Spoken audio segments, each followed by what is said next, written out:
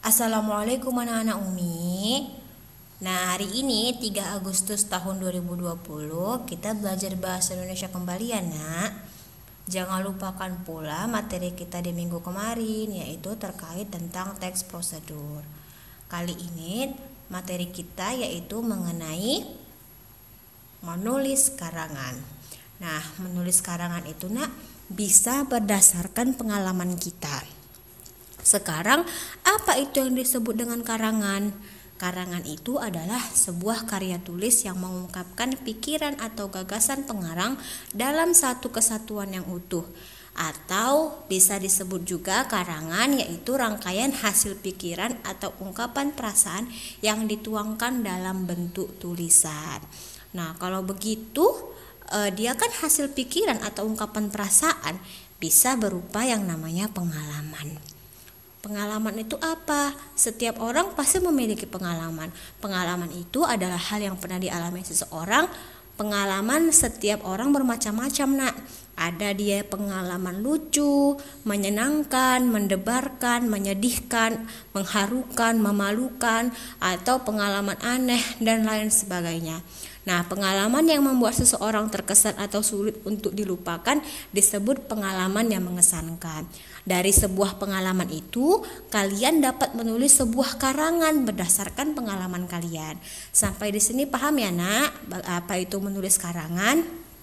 Nah, sebuah pengalaman dapat ditulis ke dalam bentuk karangan ya. Sebelum menulis sebuah karangan, sebaiknya kita membuat kerangka karangan terlebih dahulu. Apa itu kerangka? Kerangka adalah garis besar dalam karangan tersebut. Selanjutnya, manfaat kerangka karangan. Adapun manfaat kerangka karangan, nah, yang pertama, memudahkan penyusunan karangan sehingga karangan menjadi lebih teratur. Jadi ketika kalian membuat kerangka karangan, kalian lebih mudah mengatur kalimat per kalimat. Yang kedua, memudahkan penempatan bagian kerangka yang penting dan yang tidak penting. Jadi ketika kalian membuat kerangka karangan, nah, kalian buat dulu pokoknya. Misalnya ada 3 paragraf nih. Paragraf pertama, saya mau menceritakan awal mula cerita saya tentang bahagia itu gitu. Misalnya ada pengalaman yang bahagia kan, awal mulanya kenapa bahagia. Nah, di situ diceritakan. Nah, yang kedua bagiannya seperti apa? Ternyata setelah bahagia. Dan yang ketiga, akhir bahagianya seperti apa? Jadi ada awal, tengah, dan akhir. Penempatan bagiannya itu kalian susun. Nah, yang ketiga, menghindari timbulnya pengulangan cerita. Karena apa? Karena kalian sudah membuat kerangka karangan di paragraf pertama, kedua, dan ketiga. Agar apa? Agar tidak ada timbulnya pengulangan cerita di setiap paragraf atau di setiap kalimat. Nah, yang terakhir manfaatnya yaitu membantu pengumpulan data dan sumber-sumber yang diperlukan. Jadi ketika kalian membuat kerangka karangan, manfaatnya itu, Nak, kalian pasti mengumpulkan data dan sumber-sumber yang diperlukan terlebih dahulu agar memudahkan kalian dalam menulis karangan. Itu manfaat ya, Nak. Manfaat dalam membuat kerangka karangan. Nah, selanjutnya hal-hal yang perlu dilakukan sebelum menulis karangan. Jadi, Nak, ketika kalian menulis karangan, jangan asal menulis, tulis ini pengalaman saya ini yang bahagia, tulis aja saya dibelikan sepeda baru contohnya misalnya, Nak, ya. Jadi jangan asal menulis, ada hal-hal yang perlu kalian perhatikan terlebih dahulu sebelum menulis karangan. Di antaranya yaitu yang pertama, menentukan tema karangan. Kalian harus menentukan tema karangan terlebih dahulu. Contoh, Umi, saya punya pengalaman yang bahagia. Contohnya diberi sepeda baru oleh orang tua. Nah, berarti temanya apa? Sepeda baru, kebahagiaan gitu. Nah, kedua, menuliskan ide pokok atau gagasan utama setiap paragraf. Ketika kalian menulis sebuah karangan, perhatikan paragraf pertama, paragraf kedua, paragraf ketiga. Berapa jumlah paragraf yang akan kalian tulis? Misal 4 paragraf. Paragraf pertama tentang apa? Tentukan dulu ide pokoknya. Oh, tentang hadiah dari ayah. Yang kedua, tentang jenis hadiah itu. Yang ketiga, tentang bagaimana kalian menggunakan hadiah itu dan lain sebagainya atau seterusnya. Jadi harus kalian tulis dulu ide pokok atau gagasan utama setiap paragraf. Oke nak? Nah berikutnya yang perlu dilakukan yaitu menuliskan kalimat utama dari masing-masing ide pokok tersebut menjadi kerangka karangan. Nah, jadi kalian harus membuat kalimat utama dulu dari masing-masing paragraf.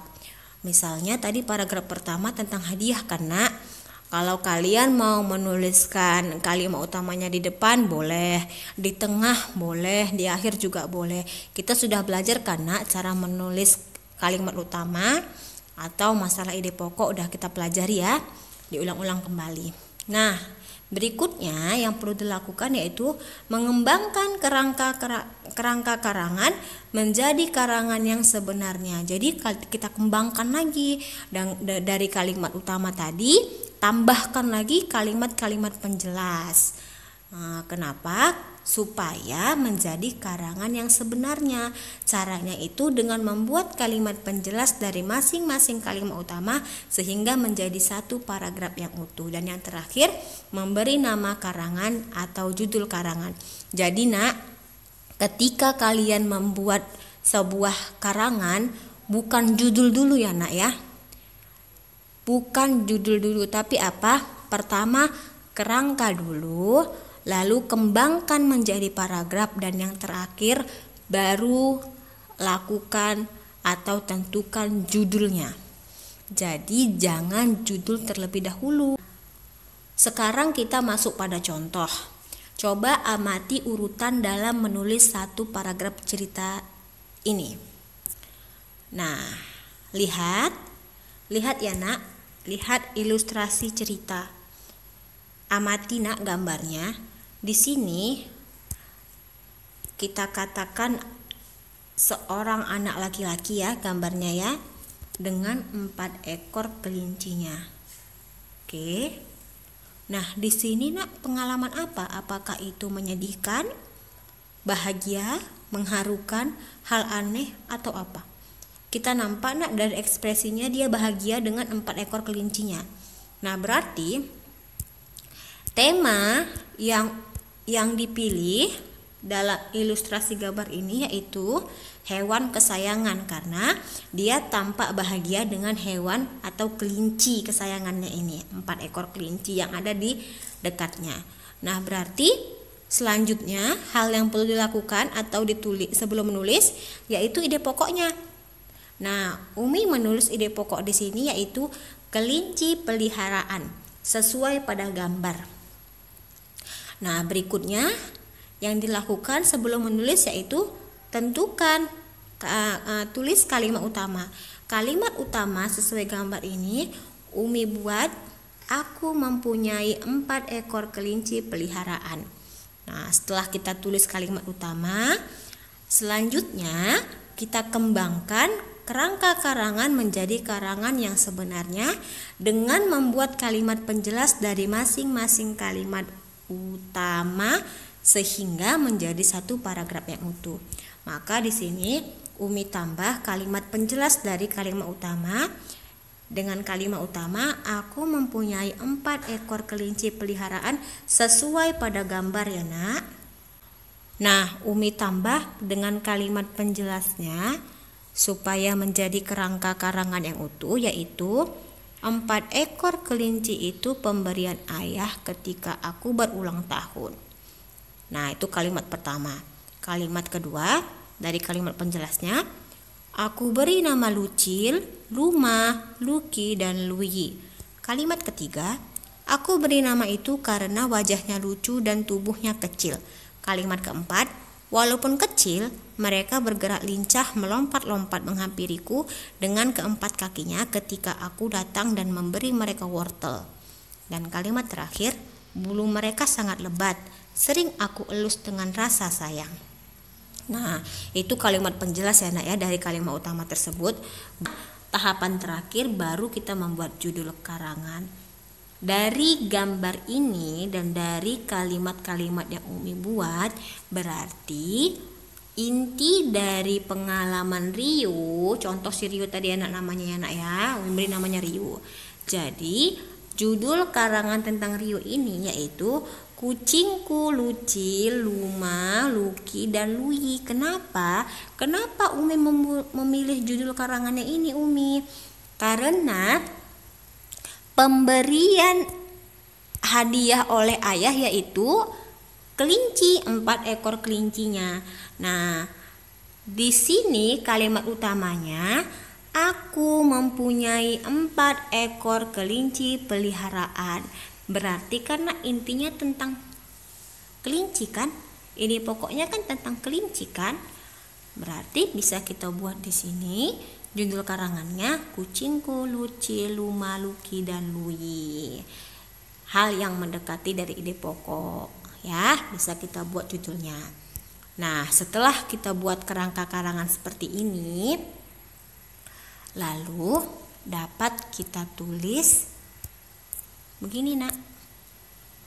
Nah, kita kembangkan karangan cerita berdasarkan pengalaman dalam bentuk paragraf.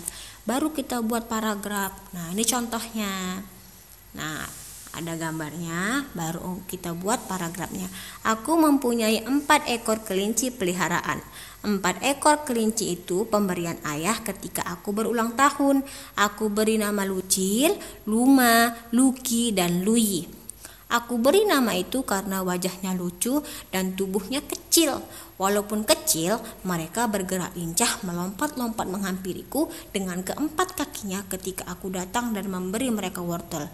Bulu mereka sangat lebat, sering aku elus dengan rasa sayang. Nah, itu ketika kita menulis cerita ya nak ya.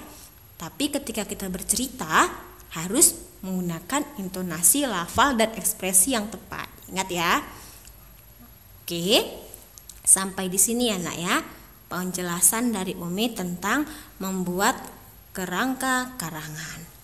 Ada latihan, yaitu perhatikan gambar ini. Nah, gambar ini nak, latihannya untuk minggu ini yaitu perhatikan gambar ini. Lalu tugas kamu tentukan ide pokok dari gambar ini, kemudian kembangkan menjadi sebuah paragraf. Sama seperti ini ya nak. Nah, sama seperti ini. Jadi yang Umi mau, kamu hanya mengembangkan paragraf seperti ini. Oke, seperti ini pada gambar ini. Oke. Ini untuk latihannya ya nak, lain dengan worksheet. Jangan lupa untuk mengerjakan worksheetnya di minggu ini dan minggu-minggu berikutnya ya nak. Tetap semangat. Simak baik-baik video dari Umi. Jika kurang paham, ulangi kembali. Namun, jika kalian masih tidak paham, bertanya langsung kepada Umi adalah hal yang paling utama. Jangan malu bertanya ya nak ya. Tanya kepada Umi secara langsung jika kurang paham, agar Umi bisa menjelaskan secara pribadi lagi. Oke, sampai di sini tetap semangat ya anak-anak Umi. Tetap semangat, semoga kita semua sehat selalu. Oke, wabillahi taufiq wal hidayah. Assalamualaikum warahmatullahi wabarakatuh. Sampai jumpa lagi ya nak.